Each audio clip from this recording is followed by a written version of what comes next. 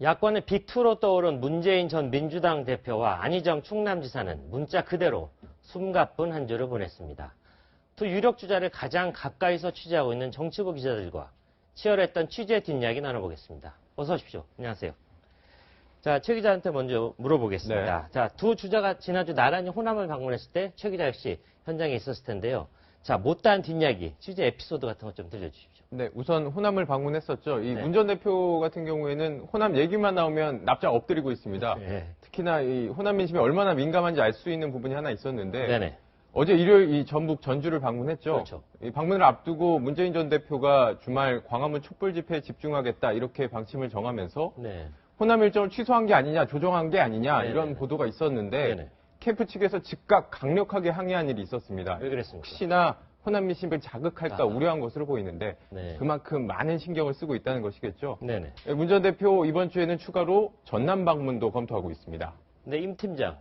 안희정 지사는 어땠습니까? 네, 안희정 지사는 이제 네. 목포에 있는 김대중 노벨 평화상 기념관에 방문을 했잖아요. 네네. 근데 거기 관장이 이제 대통령 집무실을 재현해 놓은 장소가 아하. 있었는데 거기 한번 앉아보시라 이렇게 권유를 했는데 네. 참모들이 아주 화들짝 놀라서 네. 말렸다고 해요. 앉으면 큰일 나나요? 네, 그러니까 네. 최근에 이제 안 지사 지지율이 상승세를 보이고 있기 때문에 자칫 뭐 이렇게 좀 그 상승감에 취했다 이런 말이 나올까봐 지금 조심을 하는 건데 네네. 최근 안희정 캠프에서는 겸손해야 된다. 이 겸손령이 내렸다고 합니다. 네. 그 안희정 지사 원래 마크맨들한테 상당히 인기가 좋아요. 아, 그래요? 잘해줍니까? 네.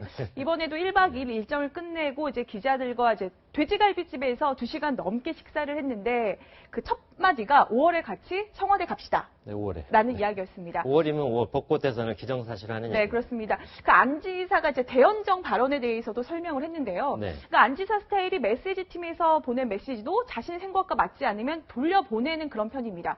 그러니까 큰 틀만 참고한다는 건데 이 대연정도 기자들이 계속 물어보니까 평소에 했던 소신 발언을 했고 네. 그걸 옆에서 들었던 실무진들이 굉장히 식은땀을 흘렸다 이런 후문을 들려주기도 했습니다. 네, 그렇군요.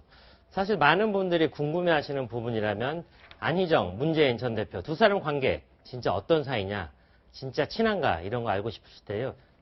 알고 싶으실 텐데요. 당사자들 이야기 직접 한번 들어보고 이야기 나눠보겠습니다. 자꾸 이제 안희정 지사하고 저 사이에 뭔가 있는 것처럼 자꾸 이렇게 하지 마시고요.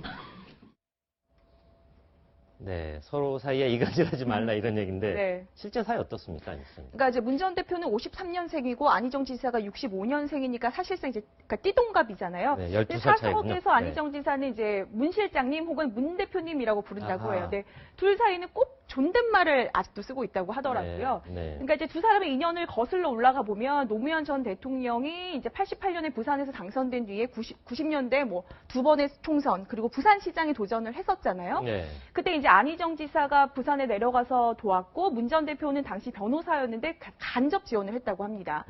근데 이제 뭐 그때부터 두 사람이 알긴 했지만 문 전 대표가 당시에는 정치의 뜻이 전혀 없었기 때문에 아주 뭐 속 깊은 사이는 아니라고 해요.